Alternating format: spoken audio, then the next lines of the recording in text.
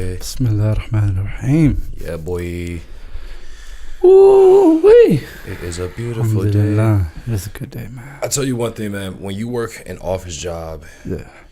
and you're inside basically all day, every day, the one thing that you take for granted is fresh air. And sunlight.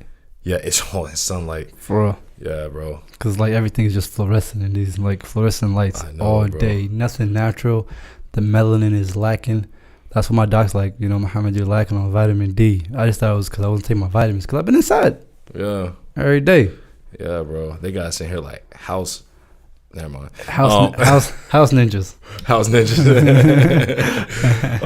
But, you know, alhamdulillah, we are employed. You know, shout out to all the people out there that are employed. Alhamdulillah. And all the people out there trying to get employed. Right. Shout out to everybody else that's in between jobs. Yep. And people that ain't trying to get no job. Hey, we see you out there, entrepreneurs, hustlers. We see. You know, speaking about hustlers, you know, we're going to be talking about one particular hustler, one particular innovator, Mr. motivator. Himself. Yeah, man, Mr. Hussle, Nipsey.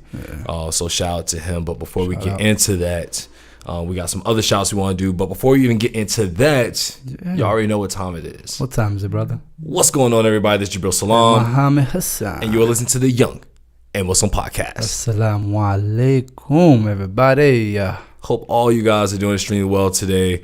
It's been a great day for us. The weather here in the DMV is oh so lovely. Oh, so lovely. Yeah. Today was a beautiful day. I ain't gonna lie to you. It was.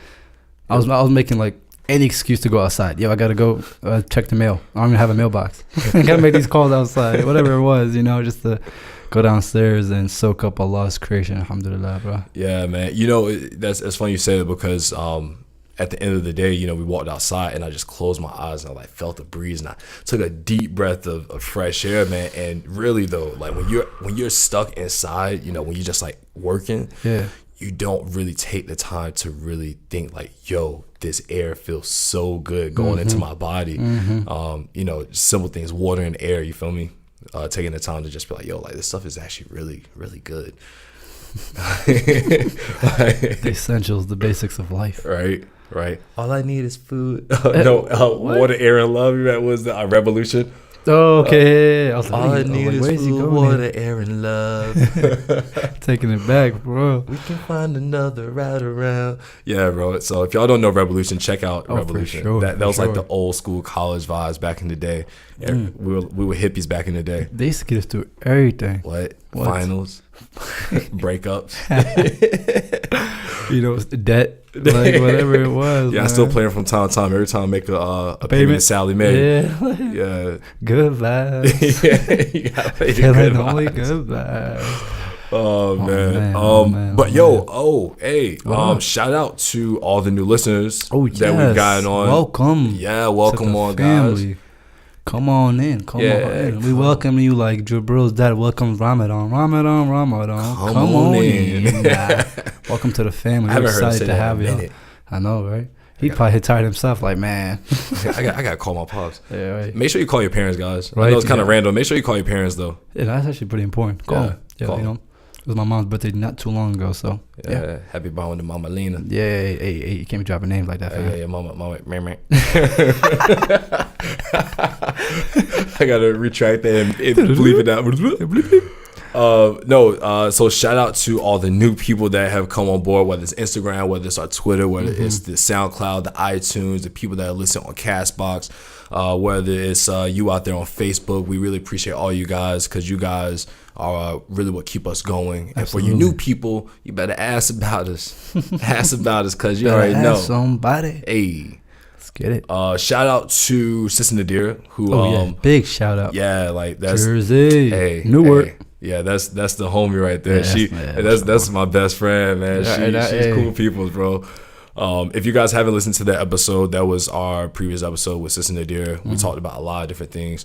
One takeaway from that, because we rarely do recaps of our episodes, but one of the things that really, really stuck out about that episode was when we started talking about like relationships and feminine toxic femininity. Yeah, I guess that's what you call it. Feministic toxicity. I'll see you. Bro, shout out to my city. bro, at least act like we went to college. At least you act like you paid off that debt for a reason. Right, no bull. But yeah, so that was really interesting. It was a lot. It was a much more in depth and serious talk that was still extremely funny. But we talked about some real stuff, so it wasn't just like all like play. We had a little business talk, we had some funny talk, we talked all around the board. So if you guys haven't heard that, make sure you go and listen.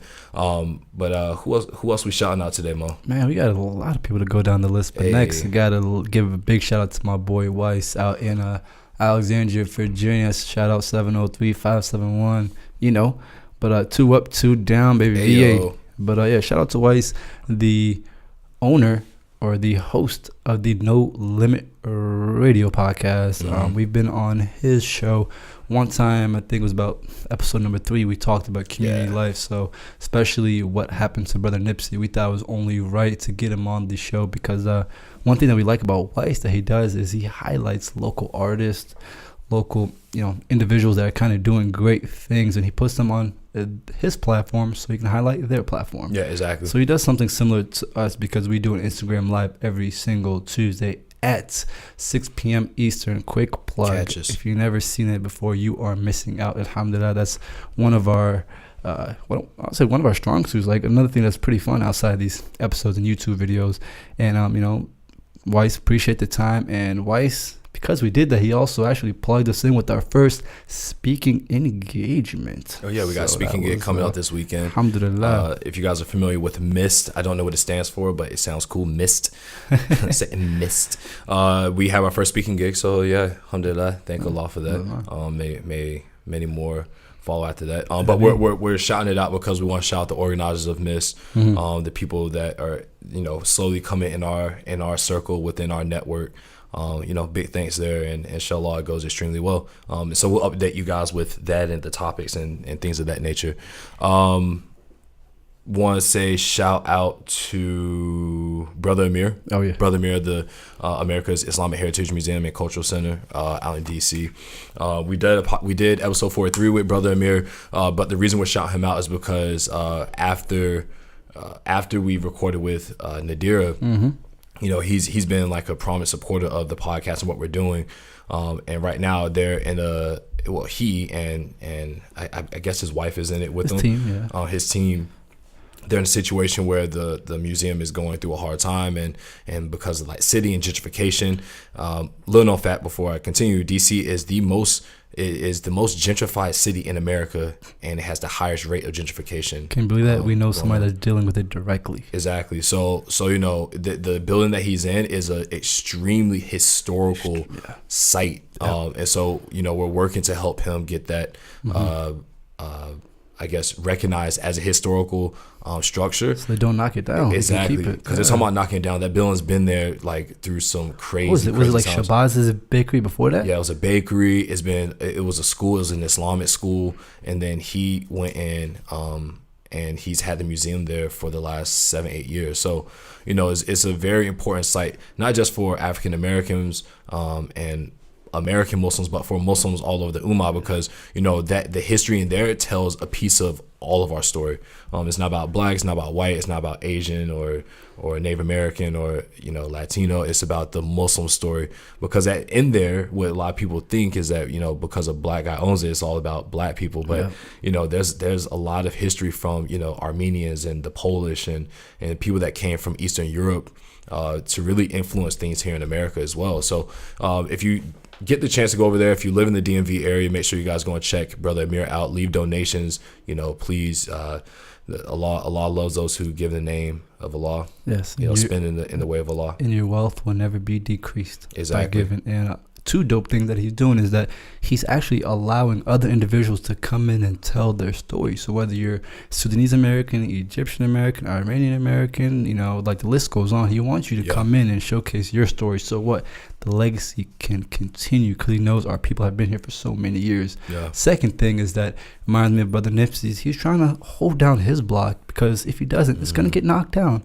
So I understand when people talking about buying the block, it's more than just having money and being a real estate mogul. It's all about your legacy and living on, because that marathon store that Nipsey had is going to live way beyond him. I mean, even past the store that Nipsey had, he was involved in a lot of different aspects of his community when it comes to education, when it comes to jobs, when it comes to gang violence and street violence.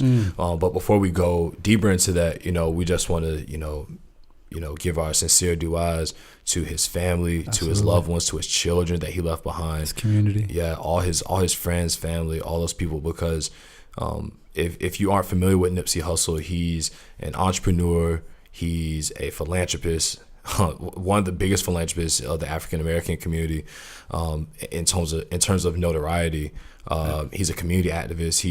He is a Crip in terms of like what you would say he was associated with in gang culture, but he was much more than what comes to mind when you think of a Crip, right? Absolutely. His job was to bring all the gangs together. He didn't divide them. You know what I mean? That was the blessing about it. People think that, he was gang related. Like, nah, I mean, he had his home team. You know what I mean? But his goal wasn't to divide. His goal was to unify. He was trying to make an all-star game. He was trying to make an all-star game and bring the best out of the best individuals. And I see people that, I think you talk about this, Jabril, they talk about his music, but they're not really listening to the words. He rarely talks about gangbanging, but he does talk about helping his community and his growing his people up, because he signed a huge deal with Puma. What did he do with that money? He didn't go and blow it. He took that money, and reinvested it back into his community. He went back home with his, like, all the hard work that we did, brothers. Guess what? It's time for us to eat and just keep going. I love that. Yeah. I love that. So we wanted to pay a very special tribute to him, because the mentality that he's been instilling in his music for the last for years. Right. What I'm saying, whether you're new to his music, whether you've never heard a single song, and in some way he embodies what we all want, and that's to be able to help the people that we're familiar with, that live and reside where we reside, and be able to leave the world a better place once we're gone. And I think for his legacy, he left a legacy where it wasn't just about the individual. This man was very much a family man to not only his inner family, but his outer family, his bigger community. And so, somebody would said it perfectly. They said that, we were too young. We're 26. We were too young to remember like Pac dying and Biggie dying, but like this like hurts. Yeah. You feel me? Like I've been in this lethargic melancholy for the last week. You know what I'm saying? Like it's still surreal to me, like this dude is gone. And was I like a hyper super fan? Like, nah, that wasn't the case when it came to Nipsey and his music for me. But I was a fan of where he was going in terms of business and just looking at his moves. I thought his album, Victory Lap, amazing album. If you haven't heard it, you gotta go listen to it. But you have to listen to it actually with open ears and an open heart, because like Muhammad said, people like to judge and listen to the music and be like, oh, he's gangbanging and stuff like that. But if you really, really listen, especially his last 3 projects, right? If you really listen to him, listen about investing, listen about how he's talking about he's investing in like cryptocurrency, how he's buying real estate, how he's opening jobs for his community. And, for somebody, ironically, in his own community to take his life, is very tragic, and it speaks to something that's much bigger than simple gang violence. You know what I mean? I tell people all the time, are we diving into this deep right now? Yeah, we're diving. Matter of fact, we're underwater right now. You feel me? So recently I posted on my Facebook, I was like that, is it so far-fetched to believe that African Americans of today's generation don't have generational PTSD from the things that our parents and that our grandparents and great-grandparents and beyond have had to go through, to basically us be here and still see a lot of the same issues? Is that not post-traumatic stress disorder? You know what I'm saying? Is it like, it might not be diagnosed, but as a society, you look at where we are, it's like, dude, there's no way there's not this traumatic stress on us. Yes, absolutely. You know what I'm saying? I even was watching what Charlemagne said, and he hit the nail on the head when he was like, hey, this PTSD thing is a real thing. We have a mental health phenomenon, and he said a lot of people just brush it off and call it the culture. This is just a culture. This is just African American culture. We gang bang, we kill each other over drugs and over fame and over jealousy. But that's not the case. Like, stuff like that gets passed down, you know, because you see stuff like that from a young age, whether it's your friend getting robbed, your friend getting shot, or something happened to your loved ones. And then what does that do? That triggers you, and then you just go into straight survival mode. Yeah. And when you're in survival mode, you don't care how the other person looks. You're just worried about yourself. You know what I mean? Mm-hmm. And that even means, like, if your own cousin is on the same block as you and you gotta, you know, like, sling some dope to get some money, like, you're in survival mode. You feel me? So that is PTSD, you know? Like, no matter what anybody says, like, this stuff is real and it's happening every single day. Yeah. So. Well, and was you know, the person that, you know, allegedly shot and killed him, the only reason why I would say, like, somebody would do something like that is because of jealousy. And if you look at the history of African Americans in this country, and when you go very deep into it, because on the face of you, like, oh, there were slaves and they treat them bad, and you know, that was that, right?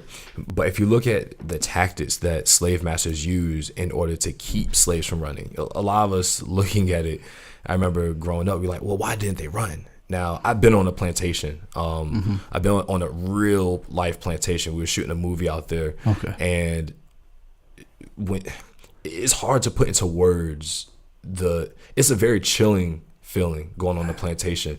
Not because you're like, oh my God, like, there were slaves here. It's because in that moment when I was driving onto the plantation, you realize how massive it is and how improbable it would be for somebody to run. You're not running. I'll be real. Like, how big it was, bro. Imagine you're on a plantation where from one point to the point where you're like, I'm off of this plantation, is a solid 5 miles, right? That's like you almost trying to escape from jail, basically. Exactly.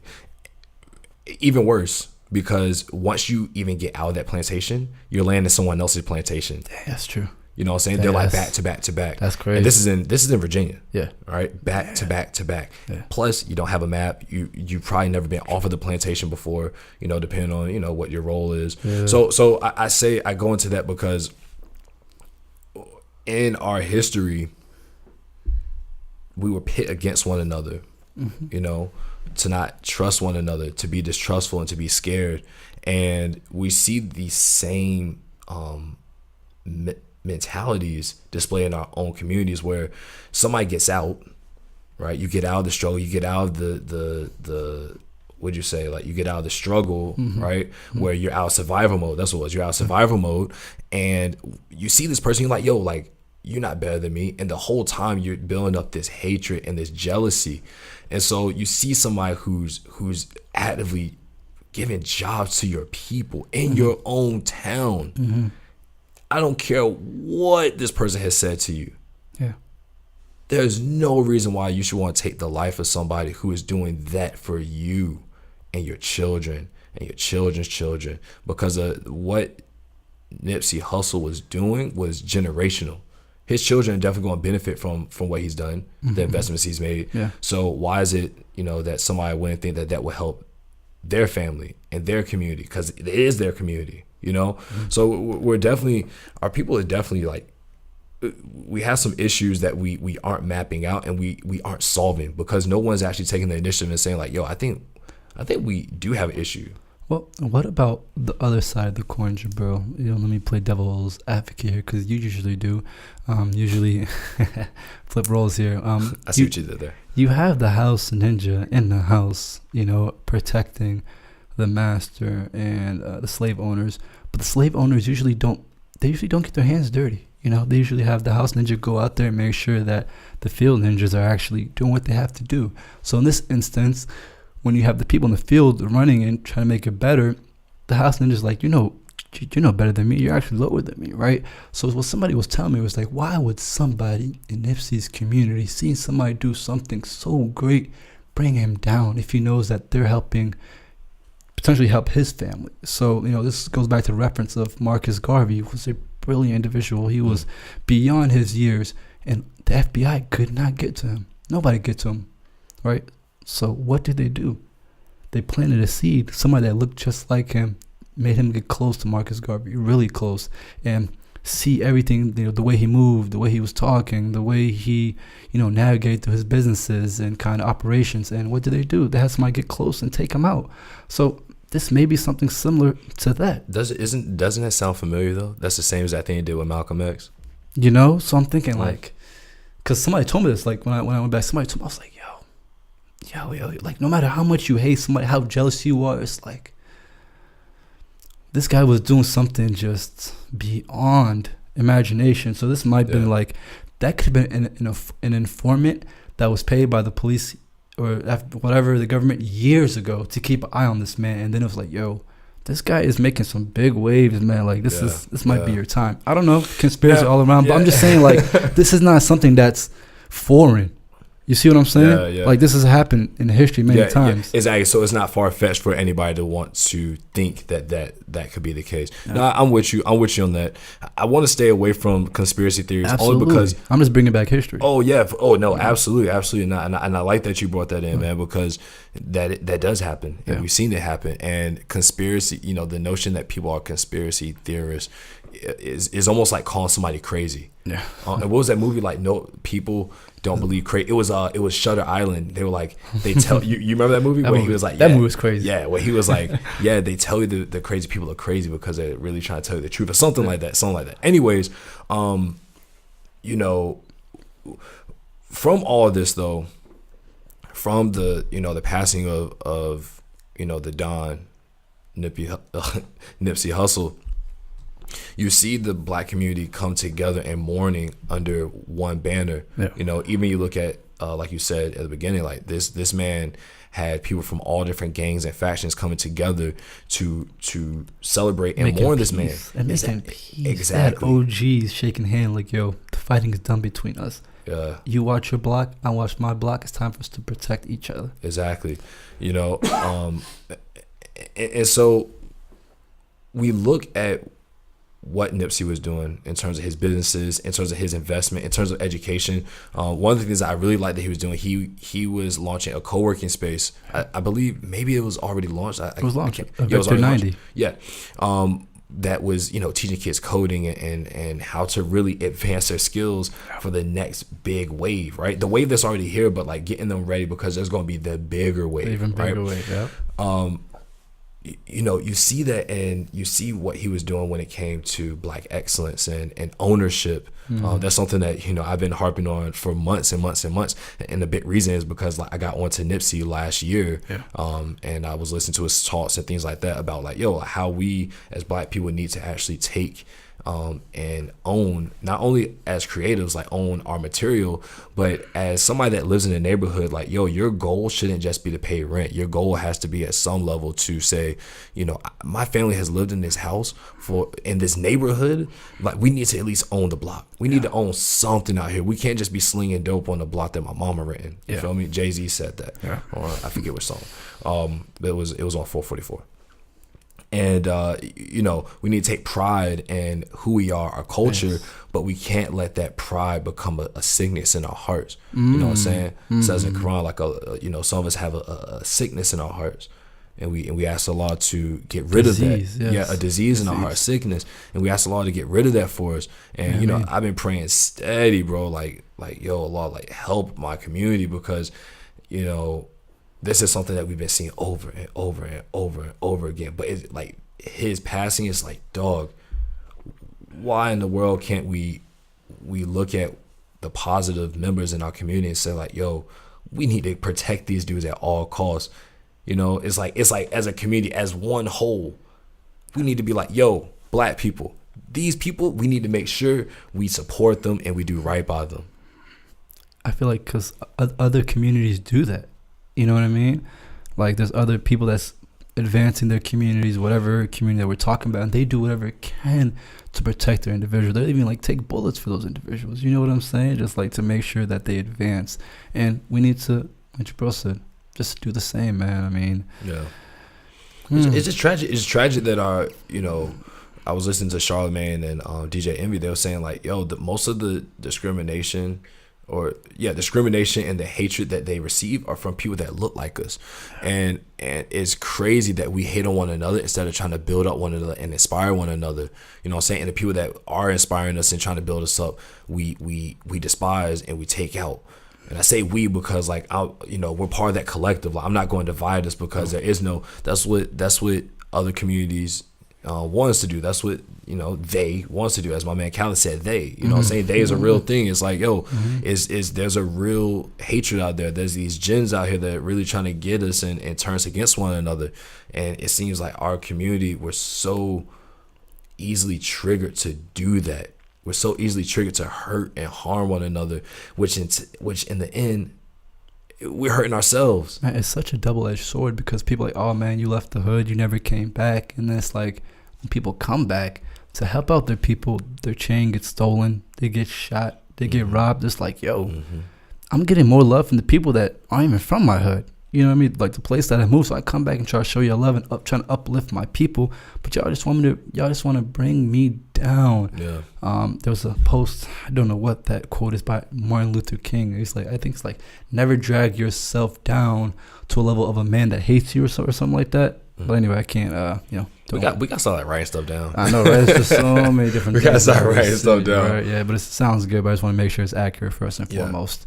But I don't know what we can do to kind of, better enhance that. I mean, obviously we have this platform and we're trying to uplift every individual that we see from whatever community that you're from. I think one thing that's really good about the younger generation is that I don't think we really care about where people are from anymore.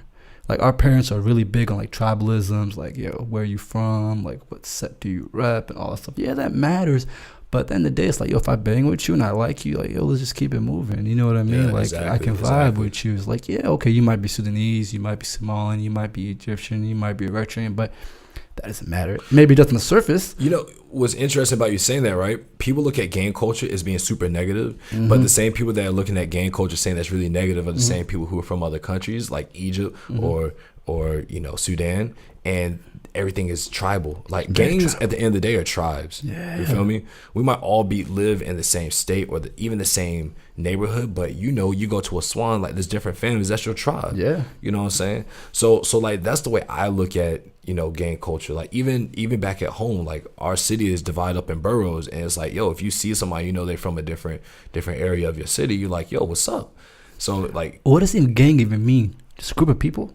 Yeah, there's a bunch of us. There's a bunch of us. You just gang up. I think that's got that negative connotation just over the years. Like you said, I go to Swan, right? There's about maybe 7 to 8 different pockets of Nubians, and there are certain places that some Nubians can't go to other places. You know what I mean? Yeah. Because some stuff ain't gonna fly, right? Yeah, and that's generations and generations of like feuds. But we don't think like that. We're just like, this is our land, this is our people, we're going to protect our community. If you invade, we're gonna get you. But same thing they do here, right? Yeah, exactly. Is again, it's terminology. And absolutely. One thing I was listening to one Nipsey's talks, and he was saying how the language that you use is very important, because that right there, that language, how you describe somebody, how you decide to describe your experience, can change somebody's perception of who you are and where you come from. Absolutely. And that's why his music is so influential, because instead of him just rapping about what he used to do, his music evolved while he was evolving. So you couldn't tie him down and say, this dude's a gangbanger, because this dude who was talking about the gang life and that sort of lifestyle evolved to talking about being an investor, and to talking about having a chess set mentality, and to having ownership and owning all the rights to your music. And I want to go into that because ownership is important, right? And the conversation that's been coming up, I've seen over the last couple of weeks, is should the U.S. give black people reparations? Now, we've been talking about this for a long time within our community, within this country. Should black people get reparations? Short answer, yes. But how does that look? How does it look? And somebody asked Nipsey this, and it was very interesting. It said, "What do you think?" He said, "Well, I think instead of us getting monetary means, instead of us getting money, we need to have equity. We need to have equity, meaning we need to have we need to have stake in what's going on in this country." So you look at a company like Facebook, employs thousands of people, right? But 9% of their employees are black. Right? How many? 9, less than 9%, right? So why is that? There's multiple reasons. It's not that they're just not hiring black people. It's that we don't have the education, the level of education and what's necessary to do that, right? So it's important for us to understand that education and the opportunities, we need to have access to that. You feel me? I mean, I really do like that, because I think you and I have this conversation a lot, and we do go back to back on it, because you're right. I don't think reparations should come in a monetary source, because when you think about that, that's almost like what the government does. You know, hey, you're not working, here's like an unemployment check. And that's what people say, like, the government's been taking care of black people for years, yada, yada, yada. Okay, you give some equity, then the story gonna change. You know what I mean? Because equity equals energy. Because if you own your home, if you have equity in a different stake, like, you're gonna start thinking different. Because like that's a whole mindset shift. Like, if you got equity, you're gonna take care of your block. Yeah. Like, you ain't nobody gonna be slinging dope around the block. Yo, this is our home, brothers. Like, we can't be doing that. Like, we're not, because we this own ain't this government now. Housing anymore. Exactly, bro. we own this. If we don't take care of this, then who is? Then it's like, dang, you're right, bro. It's like, look, instead of doing that, come work with me. You can make more money, not now, but just in the future. You know, like, we can take care of your kids. And but you know what though? When you're in a state of survival, your sense of future isn't there, and your sense of morality is way lower, because you like you said, you got to survive by any means necessary. You think about the now, yeah. You think about, like, dog, I gotta eat tonight. You feel me? Yeah. Like, you don't care about what's morally right or wrong. Yeah.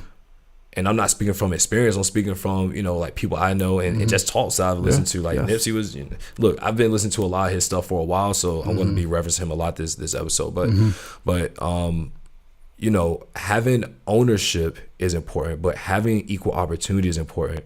The national median for bank loans, the percentage in interest is a lot higher for black people than it is for any other group of people in this country. You know what I'm saying? So like, when we start trying to get on a level playing field, when we start off in a position where, our people aren't being locked up for stupid crimes at a higher rate and for a longer sentencing for the same crime as other communities, then we're on a fair playing field. You know what I mean? You got people out here making millions now off of marijuana after millions of us have been locked up over selling petty stuff. You feel me? Pictures of pounds. Exactly. So it's like, it's things like that systematically, we're being disenfranchised. So that's the type of reparations that we're talking, like, just even the playing field all around. They won't be all right. No, it's like he said his song, I want real nigga reparations. You feel me? Yeah. Like, he's not talking, it's not about money. It's like, like, real talk, we need to have the things that are going to get us out of these tight situations, because when your back is against the wall, you're going to just start swinging. Any means necessary. Exactly. And you don't care who you hit. You feel me? So it's important for us to start and this is why I said at the beginning, when you listen to his music, you have to actually listen with your ears open and your heart open, because intent to understand. Exactly, because he's going to say certain things that certain people might not get. No. Like, I get it because it's part of my culture, you know what I'm saying? Like, I understand that. I've been listening to music like Nipsey's for years, you feel me? We're out in North Carolina. So shout out. So like, like that's stuff that I'm used to listeing to, but somebody that's not might listen to this, but like, no, this is whatever. Anyways, so I guess that leads me into I got a question for you then. Like, how would you go about helping your community here in America? Like, for black people, how do you feel like we can kind of get on the level playing field, and what do you want to do to kind of get there, bro? I mean, to be honest, it's just education. Like, my dad came to America when I was about 2 years old, and he rented for a majority of his life. And I was young, but he was legitimately throwing money in a trash can. You know what I mean? Money in a trash can, paying people that did not care about him, and paying a corporation that knew that if he couldn't make that payment, they were going to take them keys from him, and we were going to be out in the streets. You feel me? So that sucked. That sucked bad. So when you kind of think about it, it's like, if my pops, because we lived in Reston, if my pops actually took that $1,000 and paid the same amount of rent but on a mortgage on a house, 20 years later, Reston blew up. Reston is like a metropolitan area right now. We would have been millionaires by now if my dad just switched. I'm not gonna say one decision, but that one big decision doesn't come out of nowhere. That comes from a whole bunch of different small decisions in between. Like, okay, why am I doing this rent? Like, what else is there? Like, what is renting? Like, why am I renting? Okay, what does it mean to own? What does it take? Oh, a bank. Oh, what's a loan? Oh, let me do that. Oh, like, he didn't have the resources that we have now. Yeah. Right. So first and foremost, having the knowing. See what you have at your fingertips. Like, if you want to learn about ownership and real estate, look into a real estate podcast. First and foremost, you know. Then after you do that, start putting yourself out there. Like, hey, look, start going on social. Hey, I'm looking to invest in real estate. That's all you have to post on Facebook. Somebody's gonna hit you up, right? Yeah. Connect with the real estate people. There's forums going on all the time. Free stuff. Like, yo, there's a real estate event going on in your area, but a lot of people are just like, I ain't got time for that. But you know what? It's also listen to these people. It's also about being curious, man, and getting out of your comfort zone. Because like last week, I ran into this dude by pure happenstance because I was curious. Torga, yeah. So we go into this man's shop, and I went a day before I invite you. Yeah. And you know, I look at what this guy's got. I'm like, yo, like this man has spent millions on this building. Yeah. I need to know what he does. And so second time we went, when I brought you, I was asking little questions to his assistant, you know what I'm saying? Like, and then so what do he do? What do he do? Oh, we have the finesse. Yeah. Like, we have it. You have to be smart. You have to be smart and ask the right questions when you're in those positions. Because you just have to ask questions in general. Yeah, be curious. You got to be curious because that curiosity can lead you to stumble upon an answer that you wouldn't have gotten by just staying comfortable, chilling with the same people. You know what I'm saying? And so when you look at what ownership looks like, right? Yeah. Like Nipsey has given us a great example of, yo, I own multiple businesses. I employ people from my neighborhood. I own real estate. I'm investing in technology. I'm investing in my people via technology. Mm-hmm. I'm investing in the real estate there because I want to own where we're from. And that empowers the people because they say, yo, I know that I'm renting from you. Yeah. Who looks like me. And they understand me. That's the biggest thing. They understand me. They understand where I come from, because if you don't understand where I'm from, and they're from the community. Yeah. Usually have outside investors come in with these big corporations that they're from San Francisco, they buy it up. They don't care about you, bro. But and on top of that, like even with like tech, right? Mm-hmm. When you have somebody that looks like you explaining to you how it all works, they can put it in layman's terms. You feel me? So like that's why, like I say, when you listen to his music, he's speaking to us. He's not speaking to anybody else because he understands the vernacular. They're not going to understand it. Mm-hmm. It's like my man, Kendra said, they're gonna think we talking in our accent. You feel me? Like, meet me where I'm at. Yeah. So like you and I, we can talk a certain way around each other. We can be talking fast. It's just like when we speak a second language, like we have our own vernacular where we talk. You feel me? Yes, sir. But then we get in another room with different people. We talk a certain type of way because it's like, yo, like we understand there's a place and time. The reason I'm bringing up language is because we have to use language the same way we do when we're talking to one another and helping one another. You feel? Right. You feel what I'm saying? So going back to what I was saying earlier, just so. Like you said, being very curious and then getting those resources. And once you have enough knowledge, one thing that people need to start doing is just start saving. That's so big, like that's just something so simple. Like our people just love to spend. I don't know what it is. Like we love to spend because that's what makes us feel good. That what makes us feel like we're actually as worthy as other people on this planet, which sucks. You know what I mean? Like the crazy thing is, it's so backwards though. Like our people in this country, we've always been producers. We've never been consumers. Think about slavery. We produced. We made things. We're inventors. We're scientists. We're sculptors. We're explorers. But like we said before, owning your history and your narrative is important because a lot of black people don't know this because it has been taught to us. And it has been taught to us because why would they want to teach you about yourself? Who is it that taught you to hate yourself? Who is it that taught you to hate your nose? Who is it that taught you to hate your lips?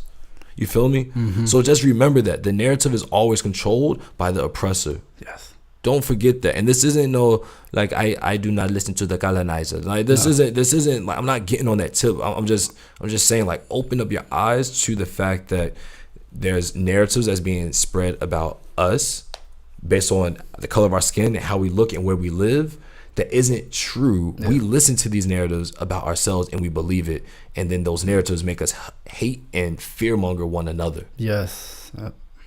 So you're exactly right. So once we take control of the narrative, then we have to start taking control of our financial habits. So save, invest, give. You know what I mean? That should be should be give, save, invest, whatever order you want to be, but those should be the top three. Spend should be at the bottom of that list. Then once you do that and you were able to get, I told Jabril, like the best way to get into real estate is just buying a home, right? When you buy a home or a condo, you buy it and then you just live in it, right? I know, like you said, it's harder to get a loan, so make sure that your credit score is on par. You know, so make sure your credit score is on par. Once your credit score is on par, make sure you save up money, because they're gonna be like, all right, do you have that 20% down payment? But if you're able to get an FHA loan, then it's 3.5%.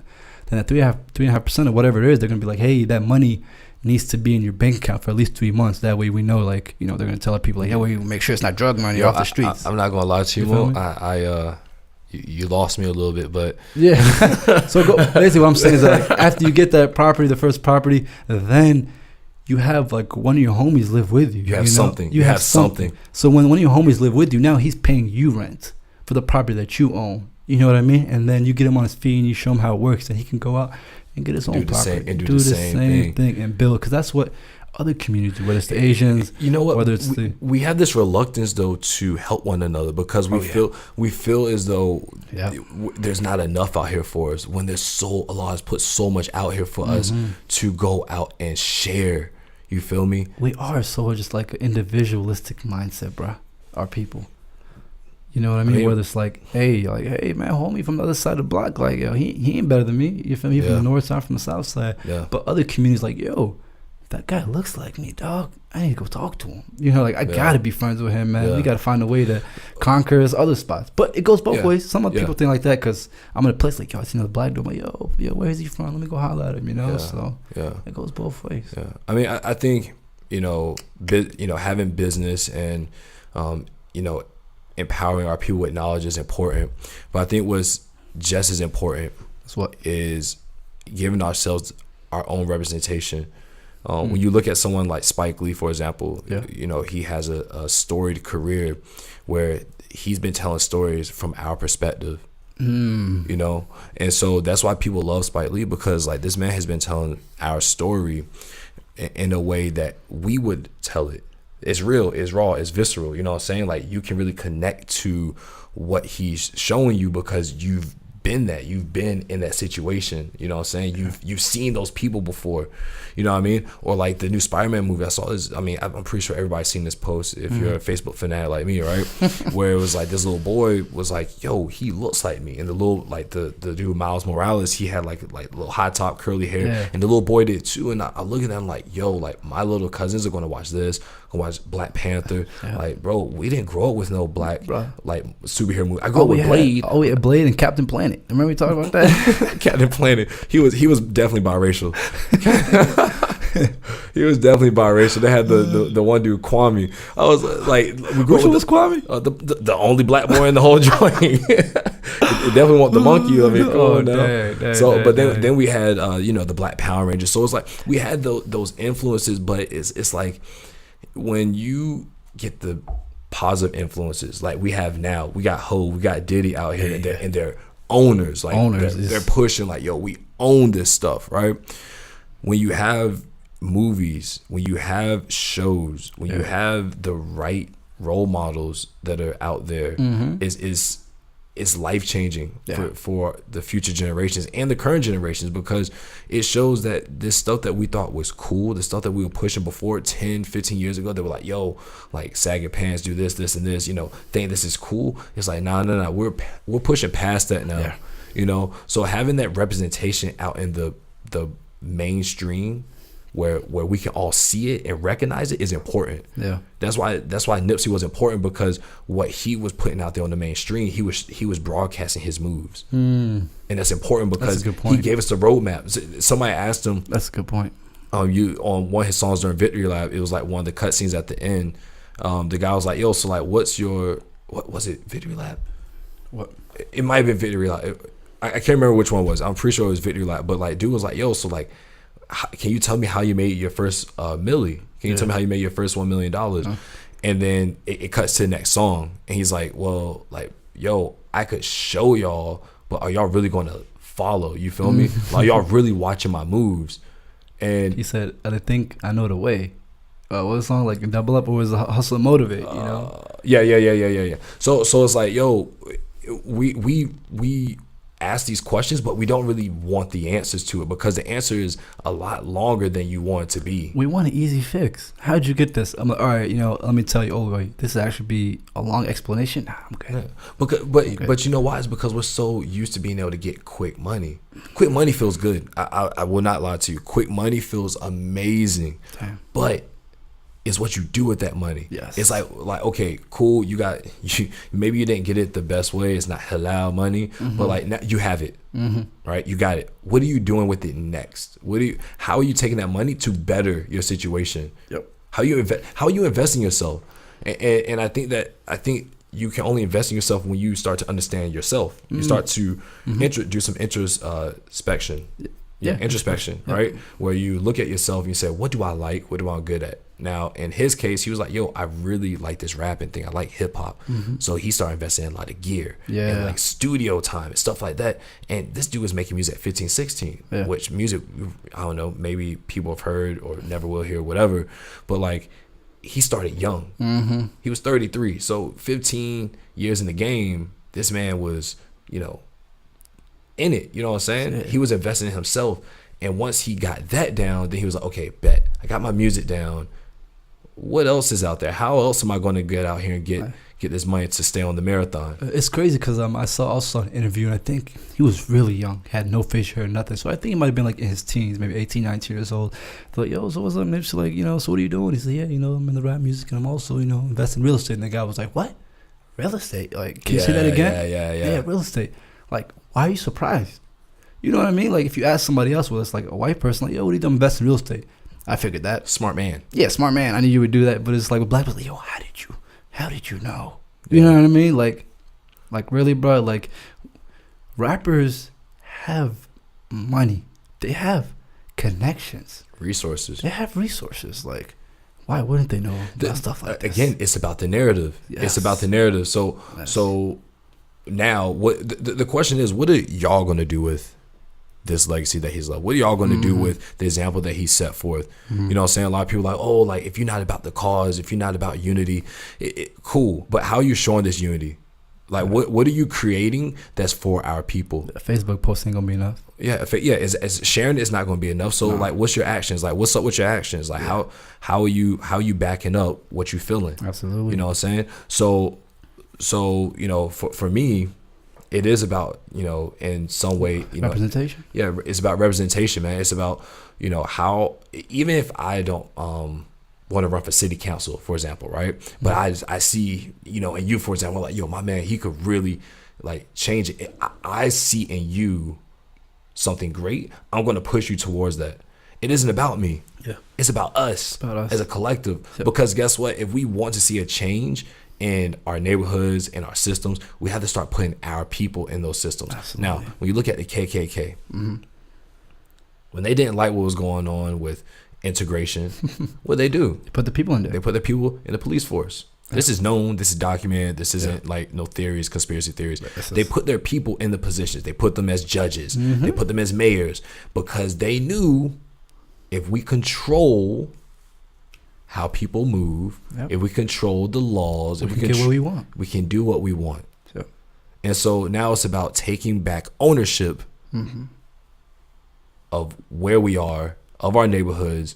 Like, yo, it makes no sense to me that like you can go into a black neighborhood and all the cops are white. Yeah. Or majority of the cops are white. That makes no sense. At all. Like, that's like going to Mexico and all the cops are Guatemalan. Like, like what? That wouldn't fly. It wouldn't fly because you don't understand me. That would not fly. You don't understand me at all. But when I go back to Egypt and Aswan, like in our neighborhoods, there's no police.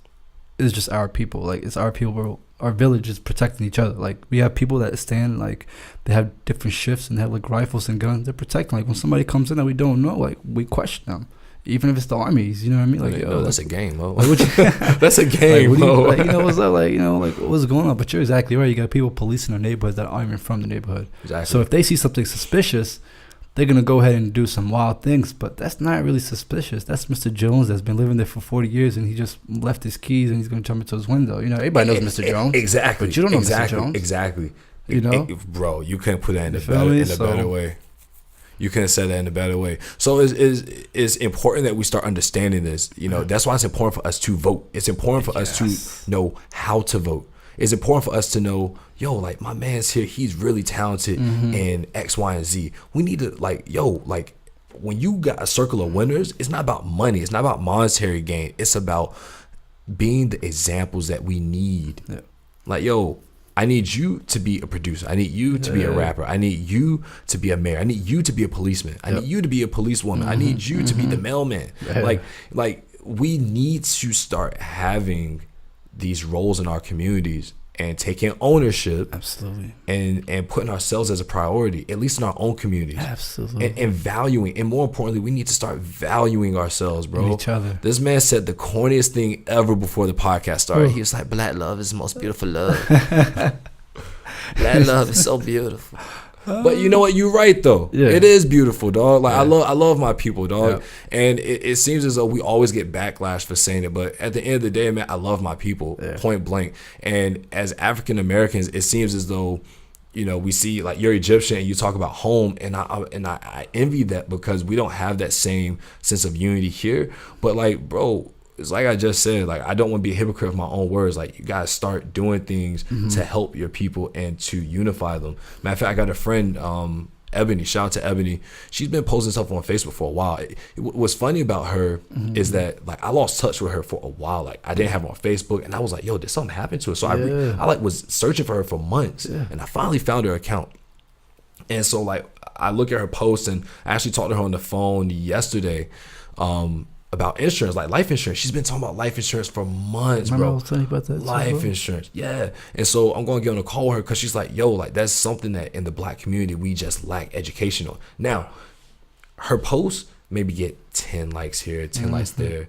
But then somebody that doesn't talk about much of nothing, that just posts like a sexy pic or like a good looking picture, get hundreds of likes. And I'm like, yo, this girl is saying something so true. Yep. How are we not all, like, gathering behind this? Because, it, you know, like, she's really trying to help us out. She's trying to give us ownership over, like, what our death looks like. Yeah. She said something funny. She said, do you think that police would shoot black people if they knew that collectively, like, we just in general have life insurance, like $1 million life insurance policies? You think they would kill us? Because guess what? You kill one of us, you about to make a couple of us millionaires. Wow, I never thought about that. That's deep. I mean, no, trust me, I've looked into life insurance too, and I mean, I have life insurance, but I'm definitely going to I have it too, so don't y'all try and run up on me. Yeah. And best believe you're going to jack that joint up, inshallah, when it comes to our period to enroll again or kind of to update our policy. So so future Habibti, if you out there, just know I got life insurance. I just know you taking care of it, something happened to your boy. And my man got a will, so chill out. And there's a dotted line with your name for your name to be on there. To whom this may concern. Future Habibti. Nah, but you're exactly right. But that's just that raw information that people don't want to see. They want to see stuff that's entertaining. Our people have always been entertainers, you know, in different factions, even going back to the slavery time. Like, that's what they use black people for, just entertain us. Yo, go ahead and entertain us. Just go out there and make us laugh. You know what I mean? And that's what we've always been known for. But we might make you laugh, but at the end of the day, we're the ones getting checked. I mean, getting checks. Think about, like, all the comedians out there. Like you said, what if they own their content, like Dave Chappelle? Like, you know who owns all their content? Who? Dave Chappelle and Cat Williams. Cat Williams too? Cat Williams owns every single one of his specials. I did not every know single that. one, and people get on him. I think. How about Kevin Hart? I think Kevin Hart too. Kevin Hart is his own. I don't know. I don't know. Check on that. I don't know if he owns his specials. Owning it meaning when he puts it on a network, he's getting all of that. Yeah. Never mind. He's getting all of that. Yeah. Cat Williams has more specials than any other comedian out right now. Really? Yeah. Yo, shout out Cat. They were like more than Richard Pryor. I think he has 9. That's a lot of specials. And he owns the rights to all of them. That's why we only see the same 2 or 3 in rotation, because he has the other ones just sitting. He's like, yeah, you know, HBO might get it. But no, I didn't mean to cut you off. But no, that's a great point. That's a very great point. I forgot what I was talking about. Yeah, I know. Me too. That's I looked at you like big eyes. Like, Give me the look. Man. Just really quick, if you guys don't watch the YouTube videos, go and check them out. We work extremely hard on to make them look crisp and special. Right. So, yeah, for all the people. We just hit 100 subscribers on YouTube. Yeah, so yeah, we appreciate it. I think today. Oh my goodness gracious! Shukran, thank you so much. Yeah, mashallah. Thank you guys. We really appreciate you. But yeah, hit us up, man. DM us like what has the impact of Nipsey's death been on you and people around you? Because I know, like, again, it hit me really hard last week, and going into this week, it's still, you know, it's still very raw. But what it's done is it's inspired me to keep going down the track I'm going, not to deviate, and seeing the value and the beauty and the excellence in my people, seeing the resilience in my people, and seeing that we can be so much more, we can be so much greater than we've grown to know. Right, we've been taught that we aren't this, and that we aren't that, and that we are these negative things. But in reality, we are anything that we desire to be.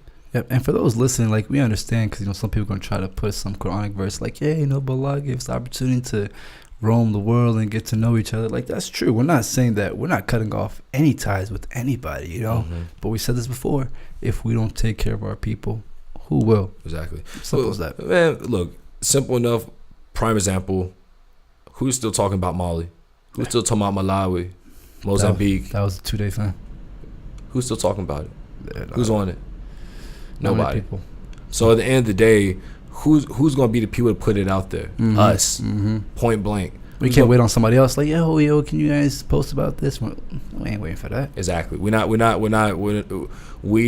have to start supporting ourselves. Yes. Because at the end of the day, like, are we going to go shop at, you know, the black beauty supply store, or we're going to keep shopping at the beauty supply store owned by the Asians up the street? You know what's crazy? I want to do that more, you know, just start supporting black businesses. Because last week, I gave over $100, I noticed, to Asian-owned businesses. Because I noticed, right, I got a massage. I went to a hibachi place, right? And then I took my mom somewhere to get her, you know, just her nails done. And I was like, yo, Asians own all this. Crazy. And I was there, I was like, yo, that's insane. Crazy. You know what I mean? I was like, because I'm walking in there and they're giving me like the dirtiest of looks. But then when they see me pull out the cash, hey, welcome. You know what I mean? It's Yeah. And they're doing it, you know, they probably talk smack about me anyway while I'm in there. But I'm in that joint smiling. But it's like, and busting you and giving you $1. The funny thing is, it's like, yo, people use our culture and they sell it back to us. And it's like, yo, like, when Gucci did that, whatever they did with that sweater, with the lips, with the black face sweater, and then they try to pass it off like, oh, we've been like, people were making excuses for us, like, yo, are you stupid? Are you slow? Yeah, no, this is, man, don't worry about it. It's Gucci. Like, I'm still gonna go. And then you got coons like my man, well, not my man's, but you got coons like Mayweather talking about, I'm still gonna do it. It's like, cool, you know what, you a fool, do what you gonna do. Like, I'm about to spend $250, like $250,000 right now in that store. So my question is, why is it that when we know there are other companies that not only support black people, but black companies themselves, why is it that we choose to give our dollar to these companies when our dollar, we have some of the highest spending rates in America? We might have the highest, yes. Or the highest. Why is it that we don't take our spending to the places that we want to see elevated? Think about that. How many businesses we can basically cripple and bring down. If we're like, you know what? We're not going here. Let me turn. We're in this thing where we call it counseling culture. Yeah.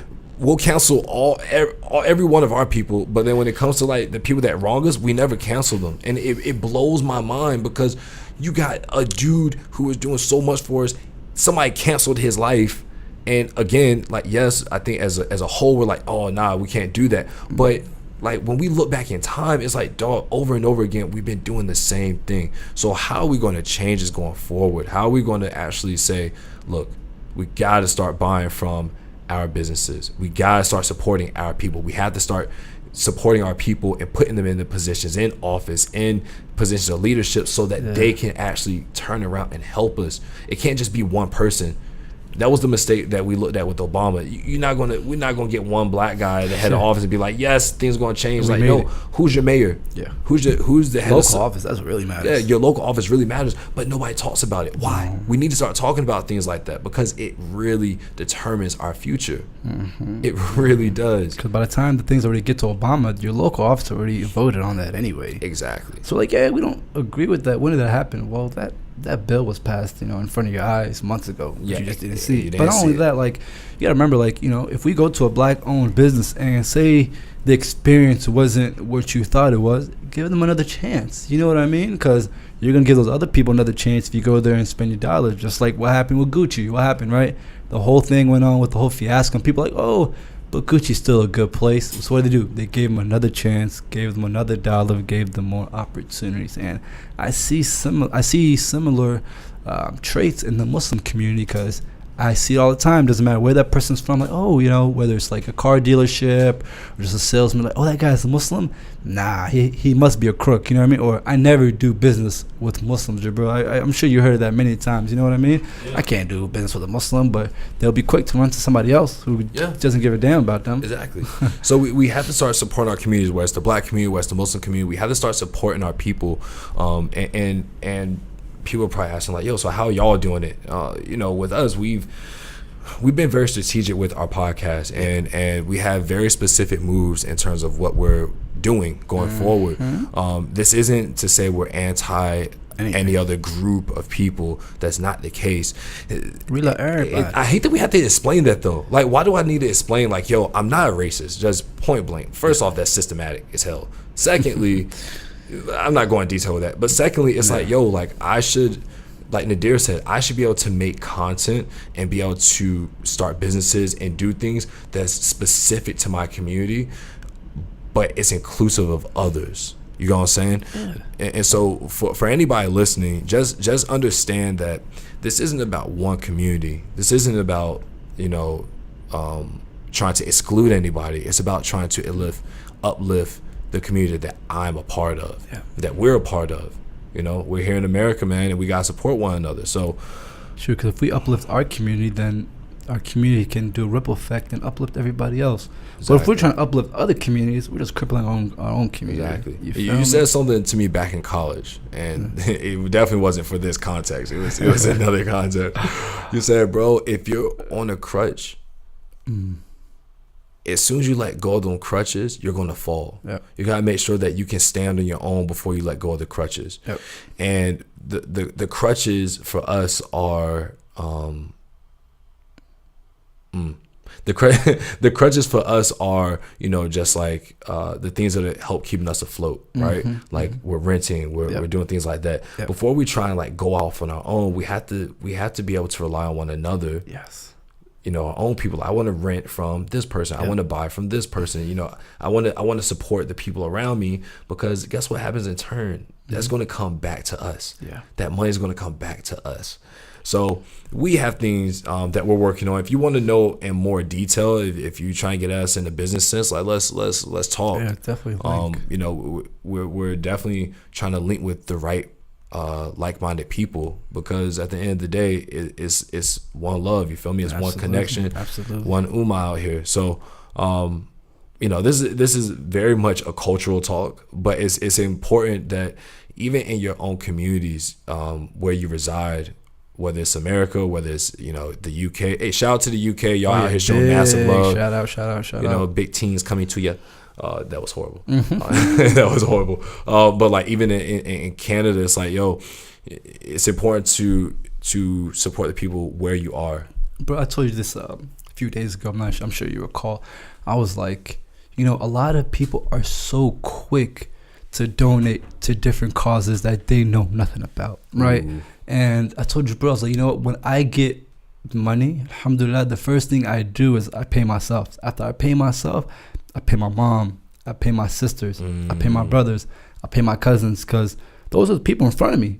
So, like, if I see my cousin struggling, why not give him X amount of dollars rather than this organization that, Like, that means I'm taking care of someone else's community. But who gonna come and take care of my cousin? Who gonna take care of us? Yeah. You know, no offense. Like, Penny Appeal ain't gonna come check out my cousin. Islamic Relief not gonna come and take care of my cousin. You know, I gotta take care of him. And once I take care of him, I get him on his feet. Then together we can go out and help those different organizations. You know, it's wild. It's crazy you say that. You opened up a can of worms, bro. My brain is open right now. It's crazy you say that because, like, when we look at other nations and we, you know, how we're talking about how in Mali we're like, oh, that happens there all the time, and like they do the same thing with us here in America. What you mean? Think about it. Black people are going to prison in unprecedented rates. Yeah, like, it's ridiculous how many of us are going to prison, right? For petty stuff, as we stated earlier, right? It's crazy how many of us are being killed out here, whether it, you know, the quote unquote black on black crime, which isn't a real thing. It's all about proximity. Just so you guys know, black on black crime doesn't exist. No. You know, if you live in a white neighborhood and the guy that killed you is white and you're white, it's not white on white crime. It's it's a murder. Yeah. With us killing one another, and then the media that's in our area, you feel me? It's like we don't talk enough about the atrocities that are happening in America, because the media that's in our area isn't covering it. They aren't talking about, like, dog, a lot of y'all probably know via Facebook, Flint, Michigan still don't got clean water. Yeah.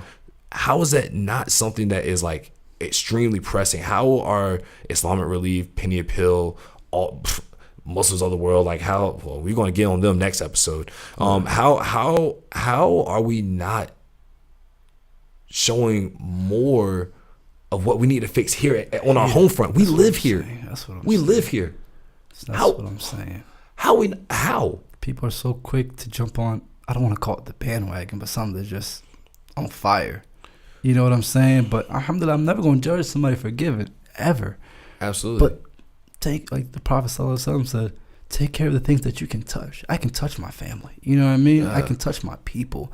I can't touch somebody over there in Asia. I'm sure they need help, but my people in front of me need my help. Let me take care of those people first. Yeah, and we kind of pressed on it last episode of, like, yo, we can't help everything going on, but it's, you bring up a good point. You have to try and help the people that you can they're closest to you. It's all about proximity. Absolutely. It's all about proximity. Lift so those people up. I might not live out there in Flint, Michigan, right? Yeah. But guess what? We know a lot of people in Michigan. Yep. And they might have family members that are being affected by what's happening in Flint. Directly. Mm-hmm. So that's 2 to 3 degrees of separation. Whereas, you know, it's perfectly fine to donate to whatever cause. Absolutely. Right? But are we still having that same energy for the people that are suffering in our backyard? That's all. It's just the energy. I think that's the biggest thing. You know what I mean? That's exactly right, bro. So yeah, it brings everything back to where we started with, you know, the Don, Nipsey Hussle. You know what I'm saying? How do we support our people? What does that look like for each of us? How can we help ourselves strive forward without forgetting where we came from? And how do we protect ourselves from those who actually mean us harm? Yeah. So I'll give you a good example, you know, going back to black love and helping those people in front of you. What's going on in Sudan right now, like, that really hits home for me, because growing up, all of my best friends were Sudanese. Like, you know, where I grew up in Cedar Ridge, shout out, the biggest shout out that I can give. Like, it was full with Egyptians and Sudanese. We coincide with one another. It's like we had the same culture, so we mingled. So when I see something happen to them, I'm like, dang, those are my people, right? I'm not out there sending money to Sudan, but what am I doing? I'm supporting the people that are here, supporting that cause over there. You feel me? So whether it's just financially spreading awareness, because we even post on our Instagram, like, yo, how many of you guys know what's going on in Sudan? I think 54% of people said, I don't know what's going on. And that was a lot of people that voted on that too. and I was like, what? No, you know, and this turmoil has been going on since December 2018, like a 30-year regime with President Bashir. Like, he just taken over, and it first started because the oil prices just rose so high that it was just unaffordable. It wasn't economically feasible. But not only that, people had no work. People had no jobs. You feel me? So they were starving, and I was just seeing this, paying attention. I was like, yo, I can't turn my back. You know what I'm saying? Like, these are people I'm seeing right here, and they had a huge march in DC. I didn't see anybody post about it. It wasn't even on the news. Nobody. Yeah, it's crazy. Like, yo, this is in DC. Yeah. Like, you know what I mean? Thousands, it was a lot of people. Thousands of people came out. Didn't see nobody talk about it. silent. So that goes back to what we're talking about with tribalism, right? Where we won't support each other because, oh, you aren't exactly where I'm from. You're not part of my tribe. And we see that in the American culture too, like, oh, that doesn't concern me. That's, those people deserve that. You know what I'm saying? That's how we treat one another. It's that who taught you to hate yourself? You feel me? How as Muslims, how do we look at something like that and we say, oh, that's their problem? Especially even more so when these people, as you said, look like us. Because I know Egyptians don't hold Sudanese in high regard. But even I was listening to a podcast. Is from the UK. The dude's name is I can't remember the guy's name. I can't remember. I'll look it up. But I was watching a podcast. It was a Somali sister. She's an activist and humanitarian, and I think she does like modest fashion, kind of like to help get her platform rolling, right? She was talking about how in the UK, like, people were talking about Somalis as like they were nothing. Damn. Like they were, oh, you're Somali, and then like you're a piece of crap, basically. Like an animal. That's like crazy. You're like an animal, and it's like there were other kids that were joining it that probably look just like them, and you're like. And that sort of experience brought them closer together as a people. But it's like, yo, why were we, and I say we as in black people, letting that slide? Like if I went to a school and you came, right, and somebody starts joking you, bro, me and you are wrecking with them. You know what I'm saying? I'm with you. I don't care if I don't know you, whatever. What's crazy, bro? Like, you're right. Like, we say that and we kind of just let it slide and we joke. But then Ilhan Omar, shout out to the big sister, mashallah, she's doing her thing. She says something about, Israel and the Jewish community, talking about all about the Benjamins. Everybody's in uproar. You can't say that. But it's okay to call somebody a monkey. You know what I mean? It's okay to make, different clothing that resembles, it was an accident, for real. But that's okay, though. But don't talk about Jewish people having money. Like, that's a stereotype. That's not real. Well, black people looking like monkeys, that's a stereotype too. A huge one. You feel me? That ain't real. Yeah. Like, we're beautiful beings. You feel me? So exactly. Same thing. But we're not doing a good job protecting each other, man. And, we're going the other side flinging. Just, I don't know, man. Are we trying to be on the winning team or just we don't care? It's just a lot of work to do, bro. Yeah. That's all I can say. Yeah. Our culture is resemblant of city workers. There's a couple people in the hole digging, and then the rest of us just they're just watching, bro. You always bring up that term, bro. Because, I've seen it. Like, when you see with your own eyes, it's a surreal experience, bro. Yo, come on, man. Bro, I lied to you not. I'm in high school, yeah. And I'm on, like, I'm driving, so I think I'm like a sophomore. Yeah, I'm a sophomore in high school at this point, so I'm like 15, 16. I got and my driving teachers. They used to have it where they would have the brakes on the passenger side too. So if you about to do something reckless, he's gonna hit the brakes, right? Yeah. So I'm driving. We're going through this neighborhood. I lie to you not, Mo.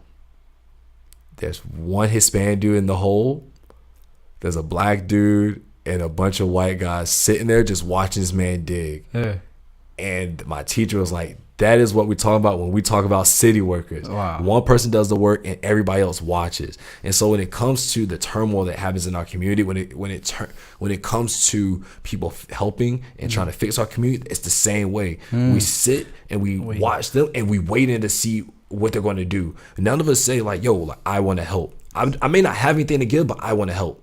No, but they act like they're helping. They act like they're part of the cause. So that reminds city workers. That reminds me of a surah I was reading yesterday from Surah Al-Baqarah, the cow, and it was saying that, like, you say that you're a believer, right? But when you're alone and with your friends, you make a mockery. You feel me? Against the religion or just everything, and Allah sees that, and He can, Allah subhanahu wa ta'ala, considers an individual as a deaf, dumb, and blind for those reasons. You feel me? Because they may be following the right path. They may be the most knowledgeable, but they're legitimately deaf, dumb, and blind to what's going on around them. And Allah has sealed their hearts. You feel me? Whether that's in regards to, like, love, affection, like actually having empathy towards their people. You feel me? Yeah. So that's just...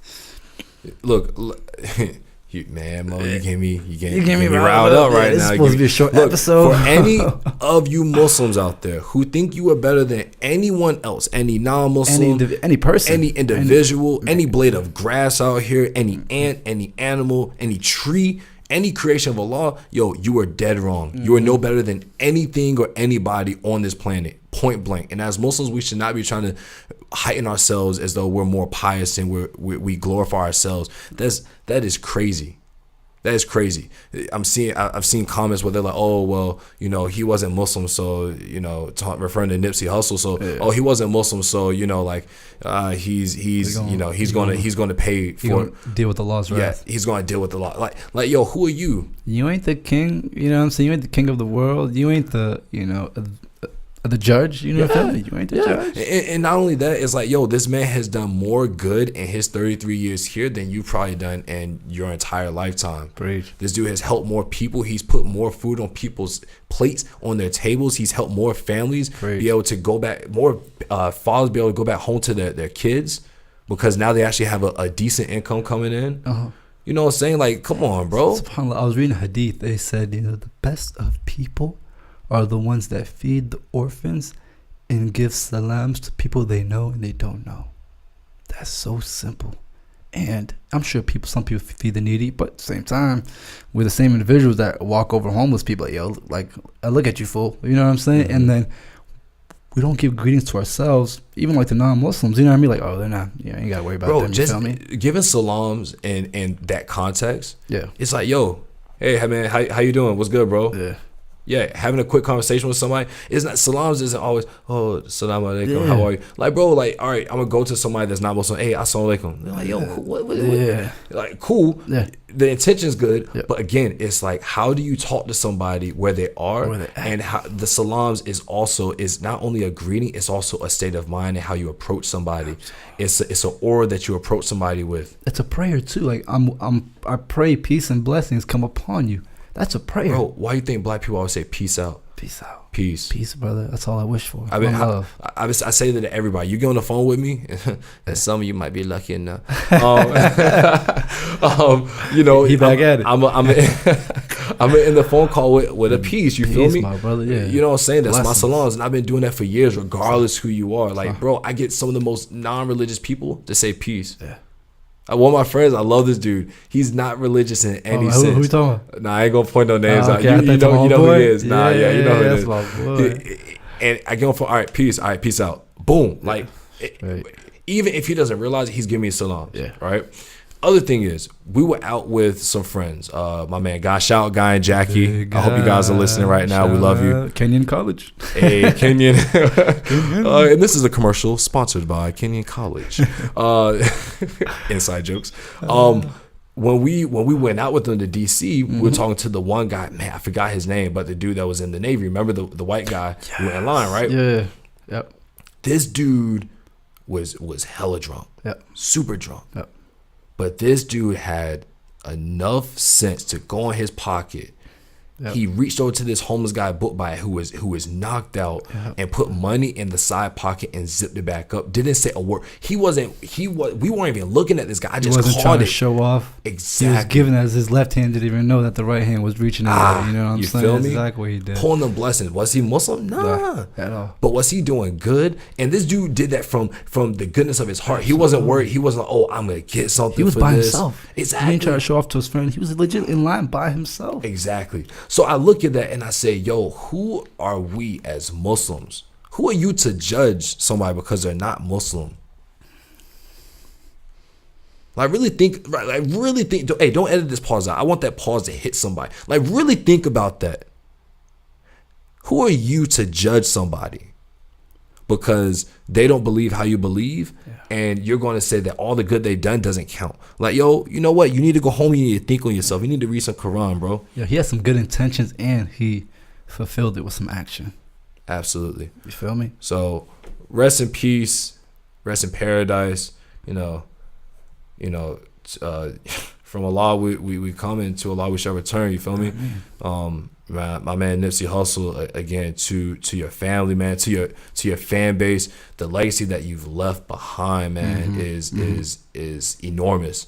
And I pray, I make dua that, you know, we, you know, your people, that we can help fulfill this legacy, and not just in wake of, you know, your loss, the loss that we've sustained with you, but we do it for our families. Absolutely. You know what I'm saying? Even if we all do it at arm's length, it's like we're at least helping a bit of our community, one family, one person at a time. So I pray that we can all, you know, take after you and that example, and just do right by people, and just be a very genuine and a very nice person. You know what I'm saying? Everybody that talks about him, people that knew him, people that didn't know him, people that knew of him, they all say the same thing. You feel me? So when we talk about legacy, it's not about money. It's about how are people going to respond, one, to your death, and then two, how they're going to respond to the life that you lived.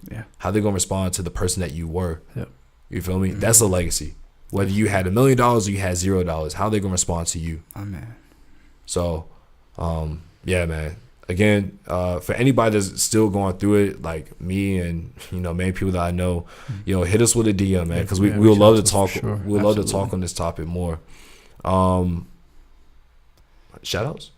More? I mean, who else we got? Who else We got some more local artists we need to shout out to. My notebook. We kind of went ham in the middle. Yeah, we did. We actually did. Mouth is dry as a mug. Speaking of legacy, we have Sister Nabra and Nabra's blessing bags. If you want to go on that, Mo, while I go get some water, because my mouth is drizzy. I'll be right back. And go quench that thirst. But yeah, like Jabril had mentioned, inshallah, this Sunday, April 14th, individuals from the Cedar Ridge community are coming together for remembrance of Nabra Hassanein that was murdered back in June, the last 10 days of Ramadan. We pray that Allah subhanahu wa ta'ala provides with Jannah for those. Ameen. She was murdered on the last 10 days of Ramadan. A very, very tragic incident. But Allah subhanahu wa ta'ala, the best of planners or the best of schemers, had something up his sleeve that, you know, obviously we can never comprehend, because after her death, her legacy also lives on. I think it's been 10 plus wells that have been built on her behalf, and it has created the individuals in our neighborhood, specifically the young Black Muslim women's in Reston, Cedar Ridge Apartments. Big shout out to all the individuals. They're having a blessing bag event this Sunday where they're getting a whole bunch of toiletries, bringing it together to not only to collect, but also to give to the homeless. So I think it's starting at 10:30. They're meeting out in Reston at the synagogue. Make sure you reach out to Nabra's Blessings Bag on Instagram, and they'll have more events on their page. We'll also have that posted on their page. So they're meeting up in Reston to collect the toiletries and to pack lunches. I think it's cold lunches, stuff that they can give to the homeless right away, blankets, socks. So please come in with those different type of things that you can donate, and then they're going to head to DC from about 2:30 to 5 p.m. to not only distribute all of that items that they have, but to connect with the community, to talk to the people, to see what's going on, because that's what Nabra did. That's what Nabra was all about. So, you know, may Allah, have mercy on her and her family, provide them with ease, provide them with patience, and provide her with the highest rank in Jannah. Ameen. Who else do we have on there? And by the way, it's Nabra's, so Nabras blessing. Nabra's blessing bags. Gotcha. Yeah. Blessing bags. Yes. Find them on Instagram. All the links necessary to help out and contribute are in their bio. Yes, it is. We actually just did an Instagram live with them today, and it was very good. It was very cool to like talk to the organizers and see how this process is really affecting them and really helping them out. You know, to find more clarity and purpose, you know, and it was beautiful, man. It was really, you could just see like talking about this project, they had this real glow about them and really happy about like the work that they were doing. So mashallah, I thank Allah for them, and may Allah guide them in their journey to betterment. Absolutely. Yeah. What else we got to talk about, Mo? Let's talk about brother, is his name Alaikum? Yeah, we have a local brother that we personally have not met, but have seen him online doing his thing. Another, mashallah, young Black individual that is also an investor. I think he's a co-founder of one co-founder for app. It's a real estate app. I think his job is to generate leads, and those leads connect different individuals to homes that are in the area for them to kind of put a bid in. So that's awesome. We're talking about a locality and bringing up your people. But anyway, he is having a TEDx talk this Saturday in Charlotte at Foggy Bottoms, and that is in Arlington. I think at about, was it 9 or 10 a.m.? I believe it's 10. Okay, 10 a.m. What is his Instagram so people can go out there and check out the link in his bio? Hold on real quick. Yes, while he pulls it up and uses his Twitter fingers. Alaku, so ALAKKUU. He was also on our boy Weiss's podcast. And that episode was really, really dope. You talk about the representation. He was also on Forbes too. Yeah, my man was on Forbes. So yeah, so they had a little, they had a page on him that's actually huge. Yeah, that's really congrats, dope. big man. It's dope. And I think the tickets are in his bio. It's about between $15 and $20, which is that's really nothing. You probably spend $15-$20 on food, so or a tree or drinks for whatever it might be. Right, you go to Five Guys and you buy a meal in a Sunday, you're definitely paying that much. So save that. Mo's giving y'all the PG version, but I know some of y'all out there spending y'all money on some other stuff. So don't get it twisted. Hey. Uncle Brill out here. I got my eyes on y'all. Uncle Ruckus. Hey, chill. Hey, chill. He's literally the complete opposite of what we've been talking about today. The complete opposite. How you gonna do me like that, Mo? That's messed up. We want to have to pay you back. That's effed up, bro. Don't dang. That's cool. Okay, cool. Yeah. Let's figure out another name. Okay. No. Let's you leave want Uncle that, Ruckus? You want Uncle? Who's the uncle from? Don't call me you gotta call me Uncle Tom. Damn, Mo. Uncle Tom. Uncle Tom. The uncle from the Proud Family. What's his name? What's his name? What's his name? Uncle what? Was Uncle Tommy? Was it Bobby? It was Bobby. Yeah, yow, ow, yeah. You smooth like Bobby, man. You can sing, you can dance. Come on in. Hey, bro, stop calling me all the black stereotypes. That's messed up. I can't sing though. After this full episode, right? I can't sing or dance, but Who else on the list that we need to kind of highlight, my man? Ain't Afraid. Shout out to them. They've been putting in a lot. Shout out to the twins. Their Instagram is happen. Their Instagram is hat and papping. And shout out to them because they recently just put out a promotion that they will have a show out with Dean Squad. In June. So that's a really big deal. If you don't know who Dean Squad is, look them up. Yeah, look them up. They're gonna be Dearborn, Michigan. I believe so. They're going to be in Michigan, so that's really dope. Shout out to Ain't Afraid Sisters. We're actually going live with them next week. So if you guys are hip to our Instagram lives every Tuesday, 6 p.m. You do not want to miss that. Yeah, I think that one might actually be starting at 5:45 just because like the time difference and so on and so forth. Make sure you guys get up with us, tune into the Instagram lives, and if there aren't any technical difficulties, Instagram's been acting weird lately. Those lives will be up for 24 hours regardless. So even if you miss out, you have the opportunity to watch it later on. Yes, sir. How do you kind of want to wrap this, Mo? Because I feel like we've unpacked a lot, dog, and it's important for our black listeners, as well as our non-black listeners, to understand the significance of the loss that we've sustained, in our community. A lot of people saying this is just a rapper, but so much more than that. This man to me was a possibility. He was a possibility for what we can be when we decide to shift our mindset to we before me. Well, I'm thinking the way to wrap this up. I saw somebody post on Instagram is that there's a Nipsey Hussle in your neighborhood. You feel me? So support them, whether it's an artist, some people that have podcasts, a real estate agent, a broker, a salesman, a police officer, that are actually doing positive things to push the community and be that representation that Jabril was harping on for the past hour and a half. So support them. Start locally. That's what I want people to do. Start locally. The next time you get paid, give your mom some money. You feel me? Give your brother some money. Give your sisters some money. Make sure they're good.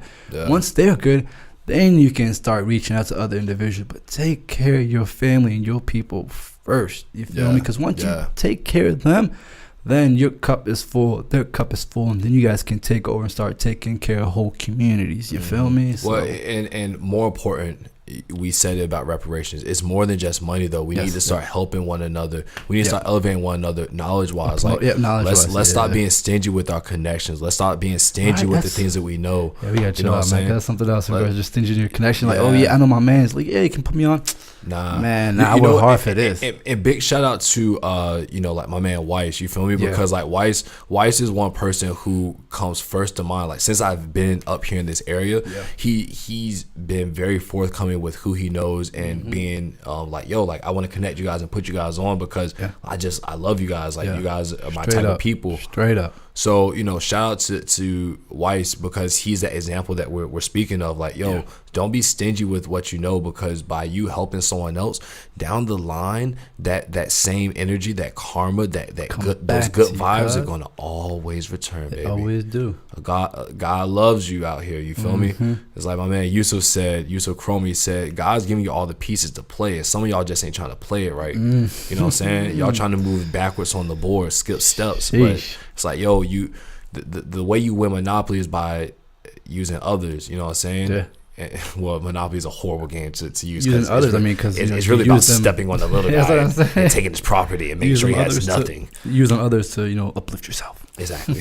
But yeah, you want to do the opposite of Monopoly. You actually want to help out your people, and your people might simply be your group of friends, like that you've drifted from. Your group of friends might be, or your community might be your black community, might be your white community, might be your Asian community, might be, you know what I'm saying? Like, whoever the people that you need to help, whether it's in America or back home, make sure you guys are really keeping your mindset open, keep your hearts and your ears and your mind, your senses open to the people out here that really need the help. So, mouth is dry. Right. Need water. Yes, sir. What you need is some water. Oh man. So if you guys haven't been following us on social, we have a lot of things on there, whether it's in regards to the Nabra's blessing bags or just, different information in regards to our lives. Make sure you follow us on Instagram and Twitter. That is the Young N Muslim. That's Young, the letter N, Muslim. And please, if you get a chance to support us, leave comments, subscribe, spread our awareness so we can kind of help highlight more of our community, feel me? Put them on a pedestal, inshallah, because that's the only way we can bring each other up. Like, once you go up, push the elevator down and bring somebody up. So, subscribe to all our different avenues or channels of podcasts, whether that's Apple Play, Google Play, Apple iTunes, SoundCloud, Castbox, YouTube. Check out. Make sure you subscribe to YouTube. You want to see these handsome faces? Feature Habibti. Check me out. Yes, sir. I'm just playing, by the way, guys. Like, kinda.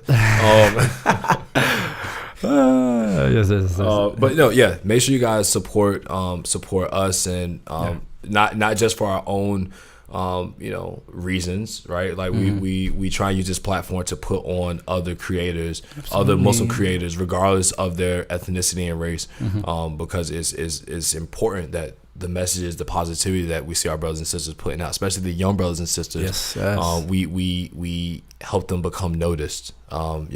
So, reach one, teach one sort of deal. You feel me? Reach one, teach one. So for all you guys out there that are making moves, for all you guys out there that are doing positive things in the community, we applaud you, and we just ask you to remember your brothers, remember your sisters, and contribute. You know what I'm saying? Let's not leave anybody behind back here. No. We all trying to get on this gravy train, and there's more than enough room for everybody. You feel me? No child left behind, even though that Mo was left behind. Even though that program plummeted, but right. My man Mo was left behind a couple times. It's all good though. I pulled you out, cuz. I pulled you out. Come back. All right, so we're gonna wrap this up, guys. For the last hour and a half ish, you have been listening to the Young N Muslim Podcast. I got the energy. I know it. The Young N Muslim Podcast. How you guys feeling? Feeling good. My name is As-salaam. I'm Muhammad Hassan. And we greet you with the greens of peace. As-salaam Alaikum. Peace out. Salams. Love for everybody. Hey, Black Power. Black Power.